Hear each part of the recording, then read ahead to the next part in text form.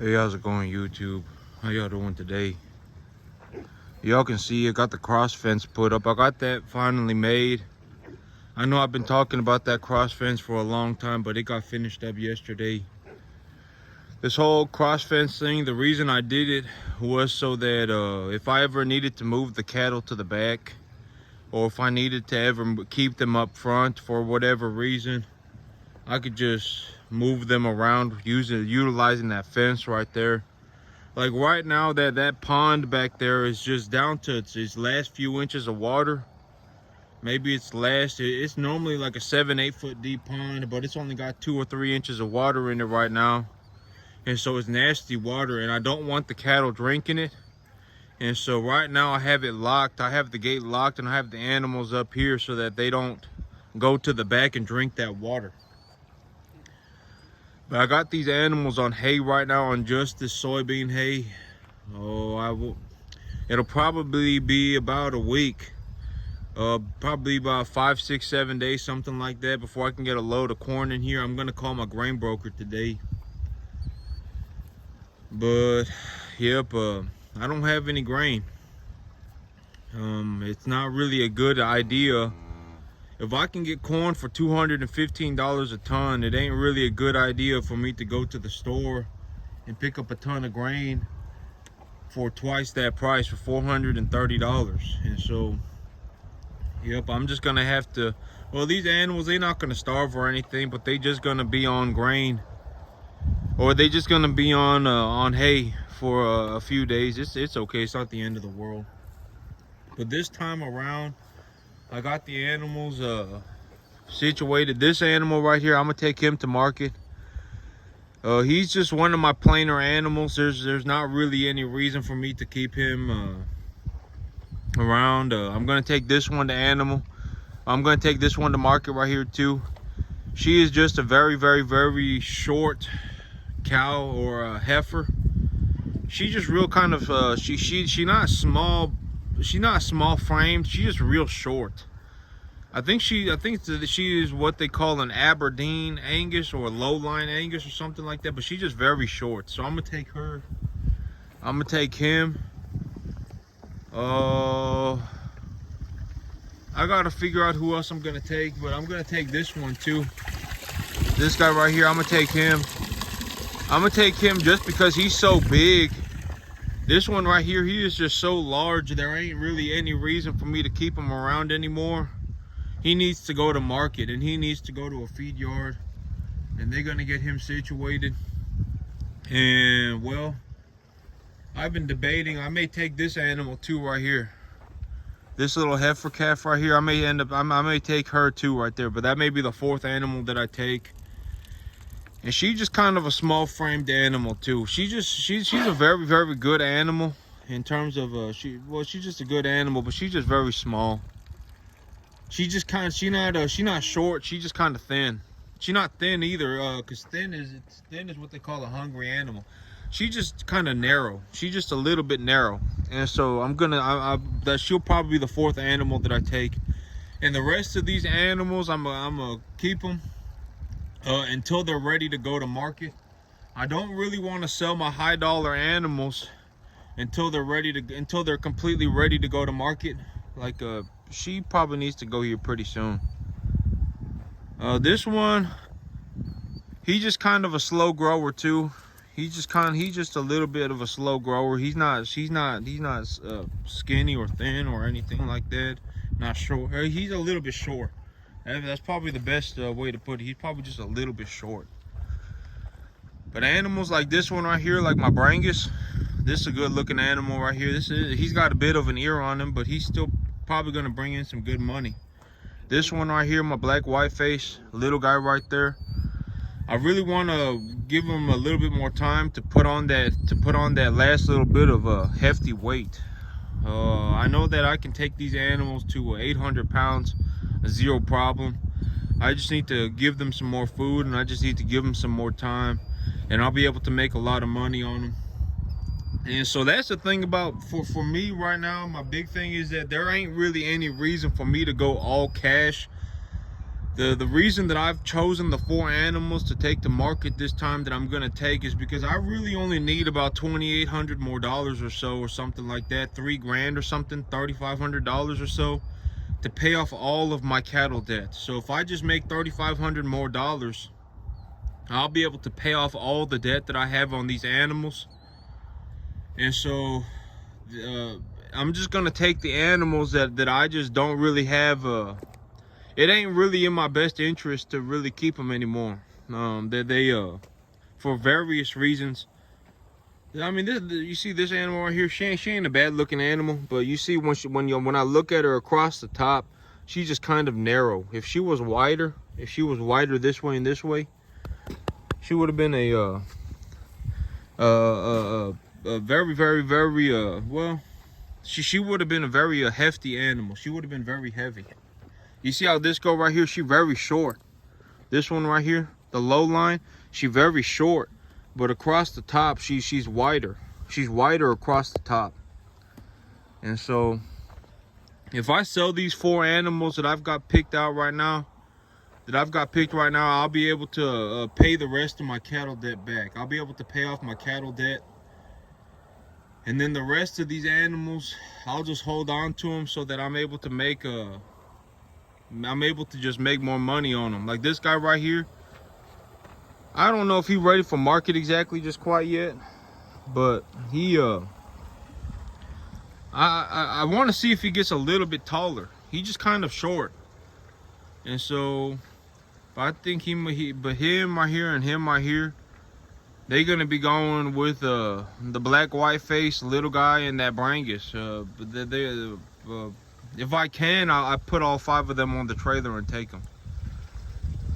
But this guy, he needs to go to market. He's just so big. He's definitely the biggest animal here. There ain't really any reason for me to take him, or there ain't really any reason for me to just keep him around. He's just so freaking large. So, but this is what I want.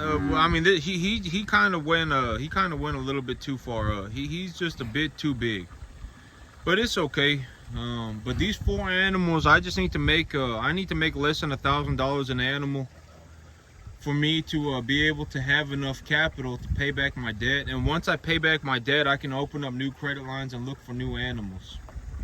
And so that's the name of the game right now.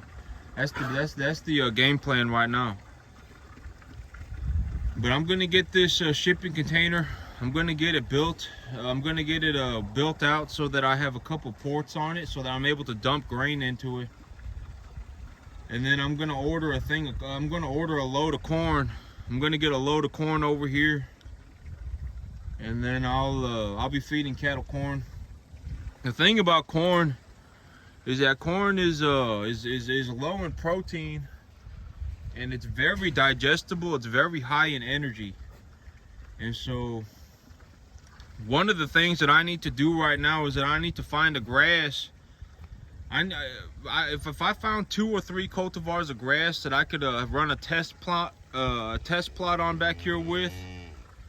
But the grass that I'm looking for right now is a grass that after about somewhere in that 4-week stage of growth, after it's grown for about 4 weeks, I need it to be about 16 to 18% protein and about 75 TDN.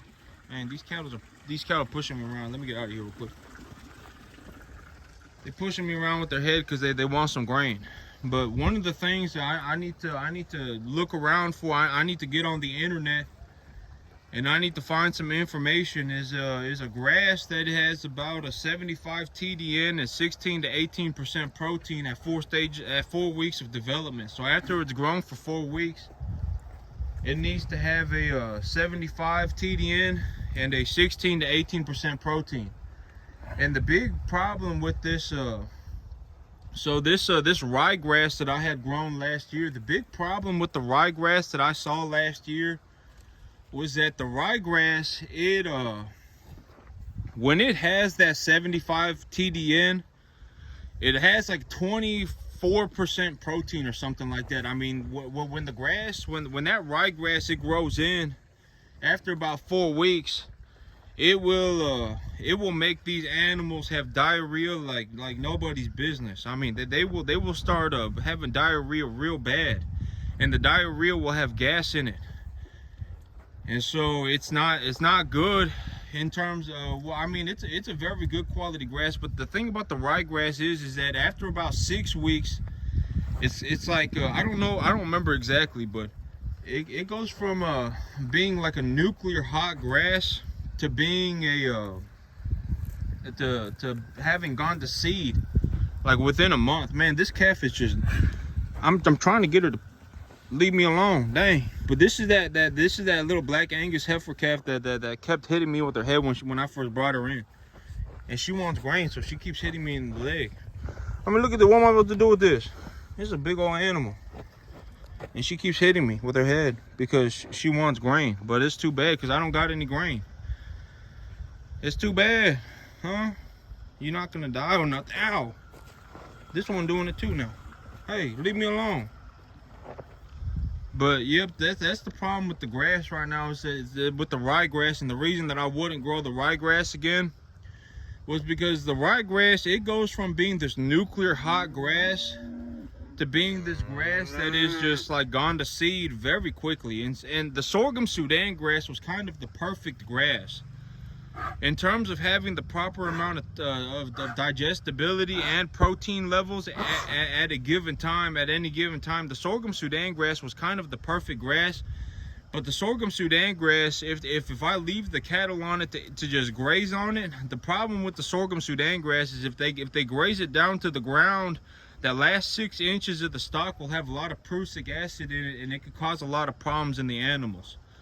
And so that was the big problem with the sorghum Sudan grass. And also one of the big problems with the sorghum Sudan grass is that the animals crush it. When they walk across the field, they push a lot of it down. But a bunch type grass like ryegrass, the animals, it's practically indestructible. The animals, they can walk all over it and everything, and the grass won't die. And so right now, one of the things that I need to do here before it starts raining, because it'll probably start raining here in about 2 or 3 weeks. I would think that by the end of this month, we're going to go into rainy season. By the last third of this month, here in about 2 or 3 weeks, we're going to go into raining season, and I need to have my plans for grass all put together and ready to go. But the grass that I'm looking for is I want it to have the proper levels of digestibility and the proper levels of protein, so that I can utilize the corn that I'm buying with the grass. Because the corn that it'll just be straight corn. And so if I feed them straight corn, I want to give them something that's higher in protein.